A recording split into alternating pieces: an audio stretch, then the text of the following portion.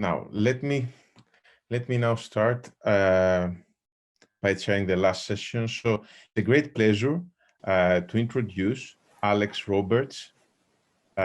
He was awarded his PhD at Berkeley in 2015, and he's an intellectual historian specializing in Byzantium and the medieval Middle East.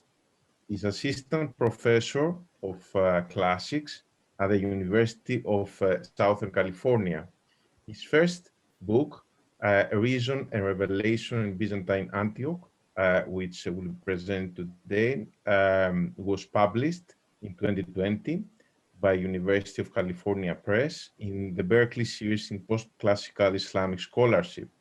And Alex is currently spending time as a Humboldt Research Fellow at Freie Universität Berlin, where he's working on a series of articles on Byzantine and Arabic alchemy, and also a new monograph examining how scholars working in various traditions from physics and alchemy to theology in the Eastern Mediterranean and Islamic world understood matter and its transformation. Let me now proceed to give a brief introduction to Alex's astonishingly well-researched book. It focuses on a very little-known topic, namely the work of the 11th century Byzantine Christian scholar Abdallah ibn al-Fadl of Antioch.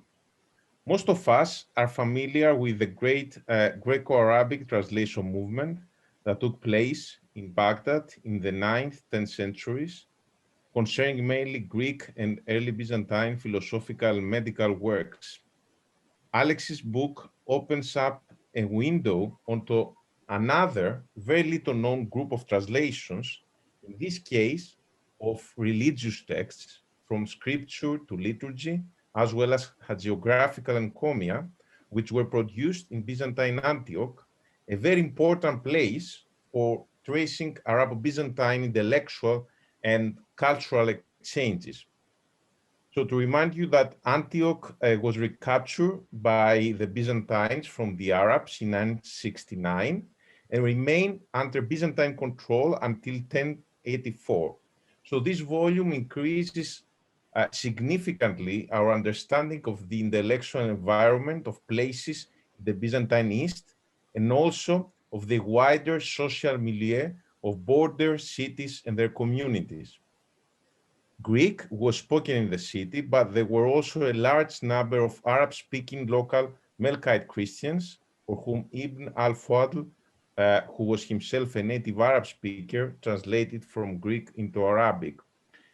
And very briefly, I would like to say what I liked in reading Alex's book. I liked very much the way that Alex introduces each chapter and topic by providing his readers with some brief background information so they can follow everything more easily, even if they previously knew very little about the subject. Another important aspect of the book is that Alex's work is based on mainly unpublished texts that have been transcribed for the first time by Alex himself from a large number of manuscripts, including Ibn al-Fadl's poems to his translations, and a large number of marginalia on various topics, including grammar, philosophy, and astronomy. From al-Fadl's prefaces, we learn about his patrons, who were prominent urban and ecclesiastical figures in the city's upper social circles. Lastly, Ibn al-Fadl's annotations, in particular, reveal the translator's engagement with an ancient Greek and contemporary Byzantine and Arabic philosophy. But enough for me. Alex, let me congratulate you on this wonderful and well-researched book, and the floor is now yours. Thank you, Petros, and both for that introduction and to echo everybody else who's already said this, thank you for organizing this truly wonderful event.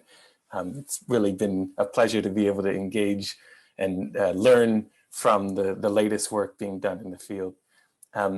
So to say a bit about the book, I wanted to begin by talking a bit about the sort of what the driving questions for me at least were in writing the book and what led me to write the book, and if I have time, a bit of how I approach the questions within the book itself. So the core question that my book, I think, tries to be to contribute to is a big question about the relation of Byzantine intellectuals to their pagan philosophical heritage. And it's one that it's an old question, it's a classic question, but I wanted to address this from a different angle, and in particular from the angle of this 11th century Arabic-speaking theologian and translator working in Antioch under Byzantine rule. I should emphasize that he's a very Byzantine figure, even despite, so he's under the Byzantine Empire, but he's also clearly part of, as Petros already said, his patrons are part of the Byzantine Church.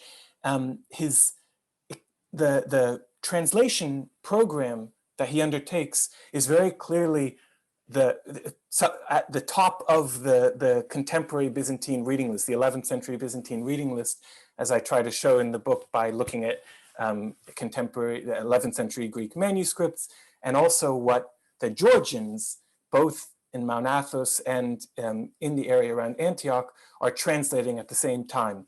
And it's clearly a body of literature that he's plugged into that would have been very familiar to elite Byzantine readers at his time. His name, I should also mention, his given name, Abdallah, is a very Byzantine name. It is the Arabic equivalent of Theodolos, slave of God, a very common name at the time. So the sort of problematic that my book is focused around in trying to access that whole tradition and sort of make sense of what traditions he's actually a part of, and besides just that ecclesiastical curriculum. What is he reading? What was his education? What is he trying to impart to potential students? What the problematic that I tried to deal with was this apparent contradiction in his prefaces and marginalia to these translations between a disavowal of philosophy on the one hand, and on the other hand, an apparent embrace of philosophy in how he responds to the Christian, often patristic, authoritative patristic texts in his marginalia. He's constantly talking about syllogisms, Aristotelian logic. He's constantly discussing the natural philosophy that the church fathers are discussing. He's trying to elucidate and emphasize those aspects of the text, for example, in his comments on Basil of Caesarea's Hexameron. And so there seemed to be a sort of apparent contradiction between these positions, and one that is probably familiar to other intellectual historians of Byzantium.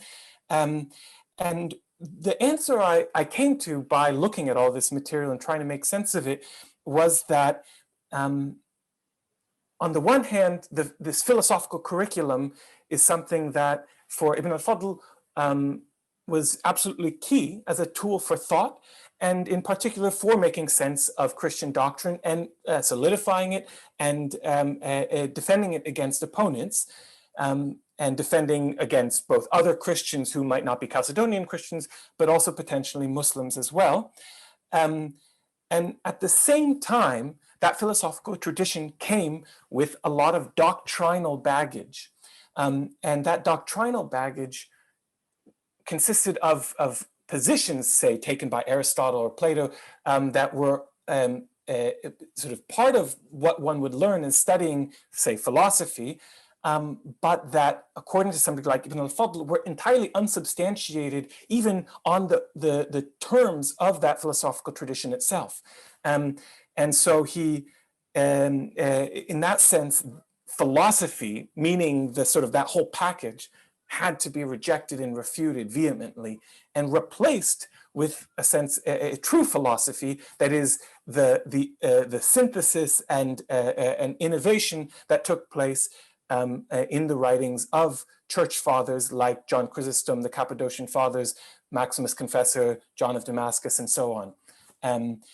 And so this book really came out of sort of the previous generation of scholarship, particularly the work of scholars like Eleni Kondyliev-Basuku and Maria Mavroudi, who had shown very clearly that sort of the closer you look at a lot of these Byzantine and Islamic scholars, the more you see that they're interacting. They're clearly interacting. In these cases, these two showed cases of Arabic-Greek translation going on at a time, well, in this case, in the Stephaniske Natis in the 11th century, but also earlier, and demonstrate that we have to take seriously that these are not sort of two separate silos. And so that was sort of my starting point, and I wanted to build on that by investigating what it was that these scholars all shared. What was their sort of shared intellectual universe,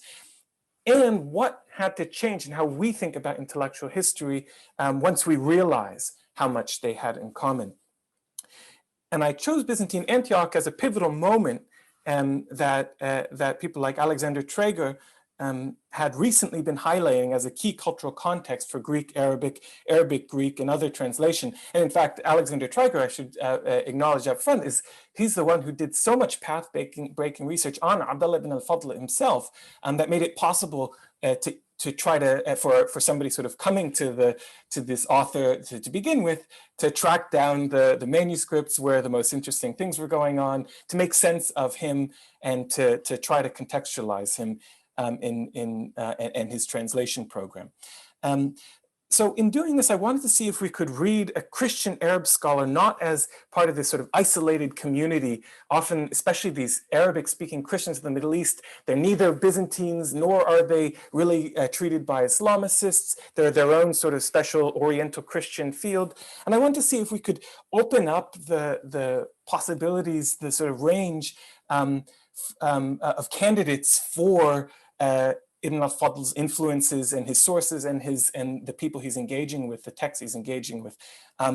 And so that was sort of the experiment, and it indeed, I found that he's constantly, he's constantly working with Aristotle in the Arabic translations that are current at the time. I found that the very important Muslim philosopher and Aristotelian Ibn Sina, Avicenna, is a constant influence for him. It constantly makes sense of things that Ibn al-Fadl is saying, not necessarily as his source, but as somebody who's influential in the circles that would have been teaching Ibn al-Fadl. But at the same time, that he's constantly drawing on his education in Byzantine Greek texts, and not only in order to be able to translate from Greek into Arabic, but also in how he thinks about the text, both philologically and philosophically.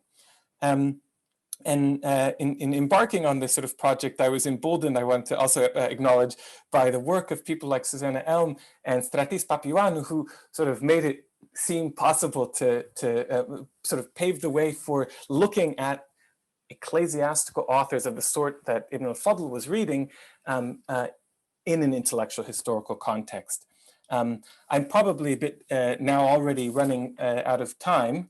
Is that right, Petros? You still have 2 or 3 minutes. 2 or 3 minutes. Okay, so I mean, I will just briefly then say outline the book, which is, it's in 2 parts. And that first part really tries to tackle the translation program and its context in Antioch, and building a lot on that previous work of Alexandre Traeger and others to try to make sense of Byzantine Antioch as an intellectual context, and also broader just in its social political setting. And then turns to that translation program, tries to understand it, in a sense, tries to read that translation program as a curriculum, tries to make sense of it as a curriculum, and thus I hope is also a way for also Byzantinists to look at familiar literature that we know that Byzantine scholars were reading from the perspective of this sort of 11th century snapshot, rather than being just what we know that they were popular from the 11th century or Middle Byzantine manuscripts, but this is sort of what at least we know one person had read all of these things, right, and was thought that they were worth bringing into Arabic to try to accomplish his intellectual aims. And then in that second part, on which I entitled Philosophy Understood in a Broad Sense, the sort of late antique Alexandrian philosophical curricula that are then inherited in Byzantium, I tried to go through more by subject matter, and that's what Petros is referring to. I sort of have a chapter on logic, a chapter on physics, on astronomy, on cosmology, to try to gather the various bits and pieces from these marginalia and translations to make sense of both what Ibn al-Fadl is doing with that stuff, but also just to aggregate the evidence that he's engaging with those. And at the same time, trying to put front and center some of his own words as to his motivations in his prefaces. And so just to very briefly conclude, in doing this work, I found that Ibn al-Fadl's approach makes most sense when juxtaposed to contemporary Byzantine and Muslim intellectuals, from Nikitas Tithatos to al-Ghazali, who openly advocated for their own orthodoxies while more subtly drawing on a scholarly culture and intellectual heritage that they all shared. So in that sort of the new intellectual historical contours that emerge, Byzantium is key. So there I leave it at that.